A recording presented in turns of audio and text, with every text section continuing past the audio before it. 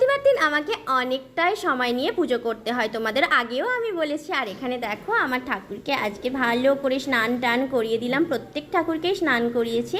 আর তোমরা জানো নিশ্চয়ই আমি তারপরে স্নান করানোর পর গোলাপ জলও মাখিয়ে তারপরে সবার জামা কাপড়গুলো চেঞ্জ করে দিলাম। তারপরে চন্দন সহযোগে সবাইকে ফুল নিবেদন করলাম। আর এখানে মা লক্ষ্মীকে সিঁদুর দানিবার মন্ত্র বলে সিঁদুর দিলাম শাঁখায় টিপে আর কপালে সিঁথিতে। আর সেই সিঁদুরই আমি একটু কপালে টিপ পরে নিলাম, সিঁথিতে আর শাঁখায় দিয়ে নিলাম। আর আমি সত্যি কথা পুজো করার সময় কোনো দিনই ভিডিও করতে পারা যায় না। আজকের কর্তামশাই বাড়ি আছে যেহেতু আমি বললাম একটু আমার ভিডিও করে দেবে, তো বললো পুজো করতে গেলেও ভিডিও করতে হয়, আমি দাও না করে আমার বন্ধুদের সঙ্গে শেয়ার করব।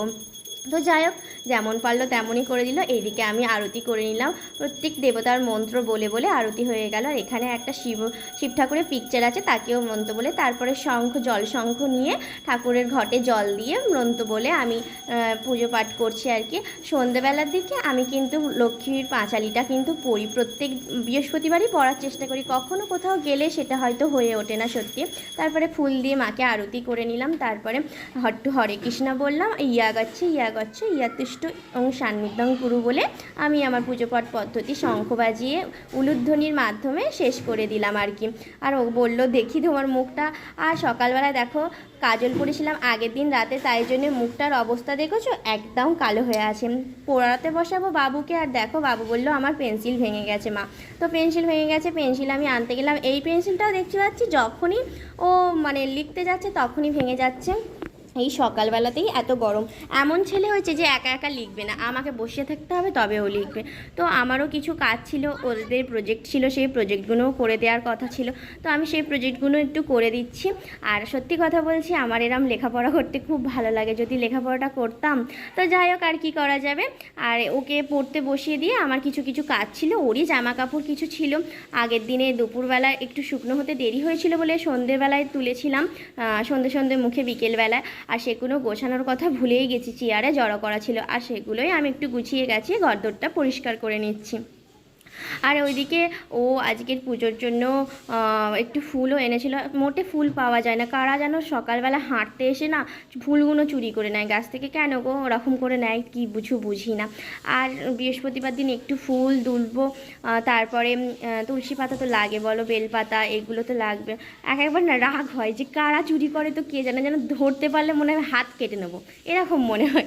তো যাই হোক আমার ঘরদোরটা গোছানো হয়ে গেল, এই ঘরটা কমপ্লিট হলে এবার ওই ঘরে যায়, ডেলি আমাকে ঘরদোরটা একটু পরিষ্কার করে নিতে হয়, জানোই তো ধুলো টুলো ঢোকে রাস্তার ধারে ঘর। আর বাবু থাকলে বাড়িতে যাদের বাচ্চা থাকে তারাই বোঝে যে কতটা কষ্ট হয় ঘরদোর গুছিয়ে রাখতে। এটা নিচ্ছে এখানে সেখানে ফেলে দিচ্ছে, ওটা নিচ্ছে এখানে সেখানে ফেলে দিচ্ছে, সারা দিন অন্যায়।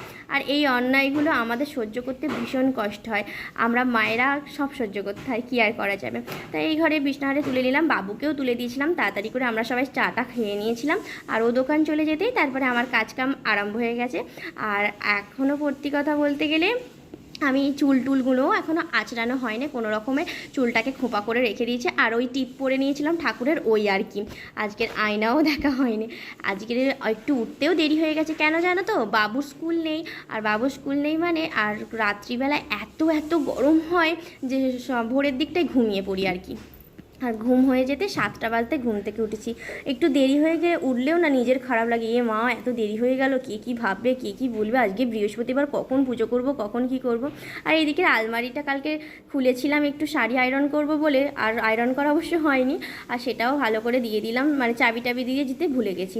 আমি যখন ওই বাড়ি ছিলাম মায়েদের বাড়ির ওখানে, তখন কিন্তু আমি 4 বছর আলমারিতে কোনো চাবিই দিই না, এমনিই থাকতো আলমারি, বাপের বাড়ি যাই আর যেখানেই যাই।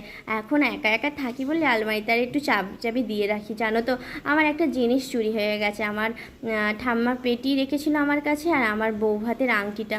এত নিজের খারাপ লাগে, তখন ওই বাড়ি থাকতাম, ভাবলেই মনে খুব কষ্ট হয় জানো। এখন যা সোনার দাম 58,000 টাকা করে ভরি, আমি কি করে করতে পারবো ওই আংটি আর ঠাম্মার জিনিসটা। এত খারাপ লাগে না, কে নিয়েছে জানি না, ভগবান যেন তাকে শাস্তি দেয়, তোমরাও তাদের জন্য প্রে করো। আর তারপরে আমার তেলগুলো শেষ হয়ে গেছিলো, কালকের বোতলগুলো পরিষ্কার করে নিয়েছিলাম, আজকের তেল ঢেলে নিয়ে তারপরে রান্না করব। রান্না করার আগে যদি সব কিছু গুছানো থাকে না ভালো হয় আর কি। বাবুকে পড়তে বসি, আমি এইগুলো করছি, বাবু ওইদিকে চেঁচিয়ে বলছে মা আমার হয়ে গেছে হয়ে গেছে হয়ে গেছে করবে, আর গিয়ে যখন দেখবো তখন দেখবো ওখানে হয়নি। এটাই হয় আর কি। তারপরে আজকের যেহেতু বৃহস্পতিবার, ওকে বলেছিলাম যে একটু নিরামিষ খাবো। ও বললো কি আনবো, আমি বললাম তোমায় কিছু আনতে হবে না, তুমি যাও। তো আমি ওকে পাঠিয়ে দিয়েছি। আজকে নিজের উপরই ডিসিশান নিয়ে নিয়েছি কী রান্না করবো, সেটাও কিন্তু মাথায় ঘুরছে আর কি, যে কী রান্না করা যাবে। তো মনে মনে ভাবলাম ঘরে যেহেতু সবজির মধ্যে পটল আলু আছে, তো পটল ভাজি করব, আর আলু পোস্ত করব, আর ডাল করব, কিছু আলু ভাতে দিয়েছে। আমার কর্তামশাই আলু ভাতে খেতে খুব ভালোবাসে। আর টিফিনে তো পান্তা মাস্ট, মানে ডেলি পান্তা চাই ওনার, একদম মানে ধরা বাঁধা আর কি। তার পান্তার জন্য আমি একটু আলু সিদ্ধ করে নেব। আমার বাবুটাও না ওর বাবার মতো হয়েছে, রোজ পান্তা হলে রোজ ভালো হয়। এই তেলটা ঢালতে গিয়ে আর কি একটু পড়ে গেল গা দিয়ে, আর একটু ভালো করে শুকনো দিয়ে না মুছে নিলে যেই জায়গাটায় রাখবো না সেটাও তেল চিটচিটে হয়ে যায়। আর আমি এইগুলো রান্নাঘরে রাখি না, রান্নাঘরে যদি কখনো করতে পারি একটু মডিউলার কিচেন, সেইগুলো আমার খুব ইচ্ছা আছে। সবাই এখন করে আর কি, আমি ওকে বলেছি মডিউলার কিচেনের কথা। তো ও যদি করে দেয় কোনো দিন, তবে আমি ওই সবগুলো রাখবো। এখন আমি ওই মিকটেসেই রাখি আর কি। আর এখানে দেখো ঠাকুরকে আজকে লাড্ডু ভোগ দিয়েছিলাম, আর সেগুলোই আর কি গুড়িয়ে নিচ্ছি। প্রসাদগুলো আমরা সবাই খাবো, বিশেষ করে আমার লাড্ডু গোপাল আছে যেটা, আমার ছেলে। আর জানো নিশ্চয়ই তোমরা, আমি কোনো হকার এলে আর বাড়িতে থাকতে পারি না, তারা যেন আমায় ডাকে। তো সেখানে গেলাম, গিয়ে দেখলাম এই যে পামোশাগুলো এত সুন্দর, এই কার্পেটগুলো মানে আমার বেশ ভালো লেগেছে, তো একটা কিনেই নিলাম। 30 টাকা করে বলছিল।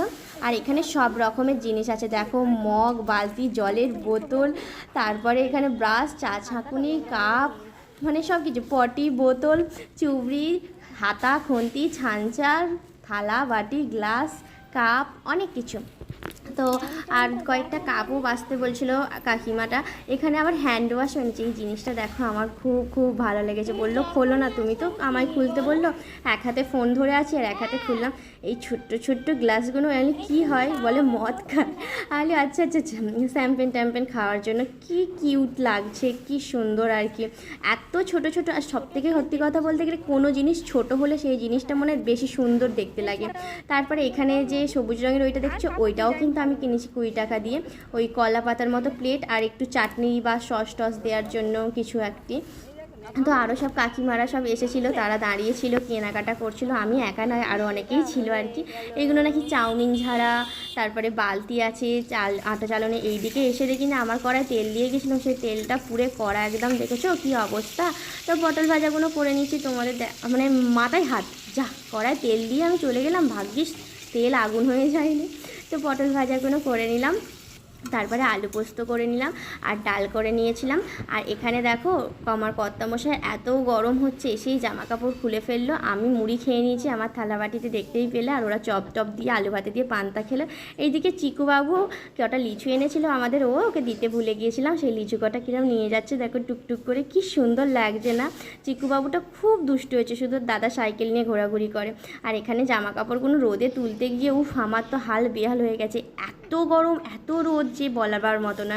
বাবুকে বললাম তুমি ঘর থেকে আর বেরোবে না, সব বাচ্চারা মিলে খেলা করছিল। আমি বললাম তোমাকে আর খেলতে যেতে হবে না, তুমি ঘরে বসো, তুমি ফোন দেখো, রেস্ট নাও। তারপরে বাবুকে স্নান টান করিয়ে দুপুরে খাওয়া দাওয়াগুলো করে নিলাম। এই আমার আজকের ছোট্ট ব্লগ। তোমাদের কেমন লাগলো? ভালো লাগলে অবশ্যই অবশ্যই লাইক করো, আমার চ্যানেলটা সাবস্ক্রাইব করে দিও, ফলো করো। আর যেসব বন্ধুরা এখনও করনি অবশ্যই করে দিও। আমার ভিডিওগুলো তোমাদের কেমন লাগে সেগুলো কিন্তু কমেন্ট করে বলো। আর কী ধরনের ভিডিও দেখতে চাও, কি ভিডিও বানাবো সেটাও তোমরা কিন্তু বলতে পারো। তোমাদের এক একটা কমেন্ট কিন্তু আমার কাছে খুব প্রয়োজন, এক একটা লাইক কিন্তু খুব প্রয়োজন, তাহলে আমাকে গ্রো করতে অনেক সাহায্য করবে। আমাদের এই ছোটো ছোটো চ্যানেলগুলোকে একটু গ্রো করার জন্য তোমরা হেল্প করো প্লিজ, আর আমাকে সাপোর্ট করো। জানো তো এইখানে মানে অনেকেই অনেক খারাপ খারাপ কথা বলে, কিন্তু কিচ্ছু করার নেই। আমার এইগুলো ভালো লাগে, তোমাদের সঙ্গে শেয়ার করি। তোমাদের কেমন লাগে সেগুলো কিন্তু বলো। এখন বাজে বেলা 12টা, দেখতেই পাচ্ছ। আর ওই রকম রোদ, ওই রকম গরম। তোমাদের দেখিয়ে দিই যে কার্পেটটা কিনেছিলাম, পা মোছাটা, সেটাও আমি তোমাদের দেখাতে ভুলে গেছি, দেখিয়ে দিলাম। আর এই হলো আমার পা মোছাটা, আমি দেখালাম। কেমন লাগলো কমেন্ট করো।